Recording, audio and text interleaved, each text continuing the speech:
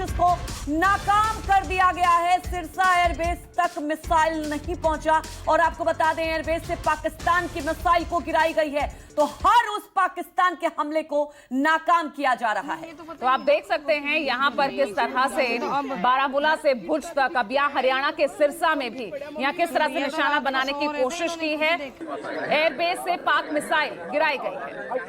और हमारे सहयोगी पवन मिश्रा हमारे साथ जुड़े हुए हैं।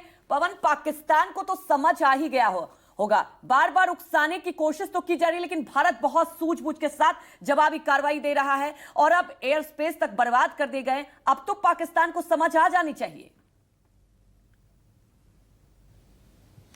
बिल्कुल, आपको बता दें कि पहले चीज़ों को समझिए। बानियान उल मार्सोस इस नाम से उसने ऑपरेशन अपना लॉन्च कर दिया। थोड़ा पहले, कुछ साल पहले हम जाते हैं, 20-25 साल पहले जाते हैं, तो पाकिस्तान का तानाशाह शासक था जनरल परवेज मुशर्रफ, और मुशर्रफ ने ऑपरेशन बद्र को लॉन्च किया था और ऑपरेशन बद्र के मार्फत से वो चाह रहा था कि हमारे नेशनल हाईवे को कब्जे में ले ले।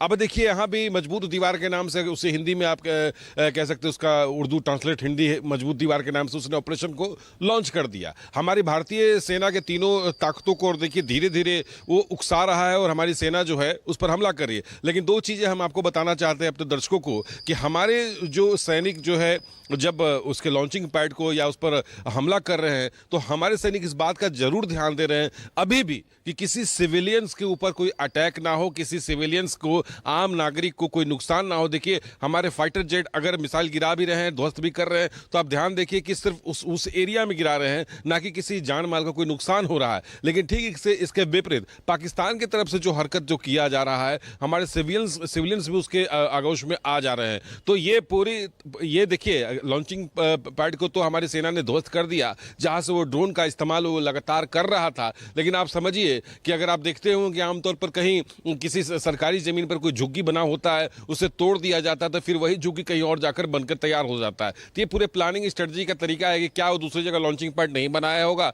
या दूसरी जगह लॉन्चिंग पैड का इस्तेमाल अब वो नहीं करेगा। ऐसा नहीं है, फिर से वो उसी तरह ताकत से आकर के लड़ने की कोशिश जरूर करेगा। रक्षा मंत्री ने पहले ही कहा था कि हम दुश्मन को कभी भी हम कमजोर नहीं समझते, लेकिन इस बार जो है बार बार लगातार जो है हमला करने की कोशिश जो किया जा रहा है और खुले युद्ध का निमंत्रण जो है पाकिस्तान की तरफ से दिया गया है, ना कि हमारी सेना ने युद्ध का ऐलान जो है किया है, और अभी तक युद्ध की घोषणा भी नहीं किया गया है, ना ही आंशिक युद्ध की घोषणा जो है किया गया है। तो सेना माफ कीजिएगा, राष्ट्राध्यक्ष ही युद्ध की घोषणा जो है करते हैं। इससे पहले 1971 में इंदिरा गांधी ने घोषणा किया था, उसके बाद आंशिक तौर पर अटल बिहारी वाजपेयी ने किया था। 1948 और 65 में भी युद्ध की घोषणा नहीं की गई थी। तो बार बार पाकिस्तान, अभी देखिए असीम मुनीर का जो है एक ट्वीट भी सामने आया है कि ये शुरुआत है, रिमेंबर पूरा दुनिया इसको देखेगी और हम मजबूती के साथ खड़े हैं और इतिहास भी हम लिखेंगे।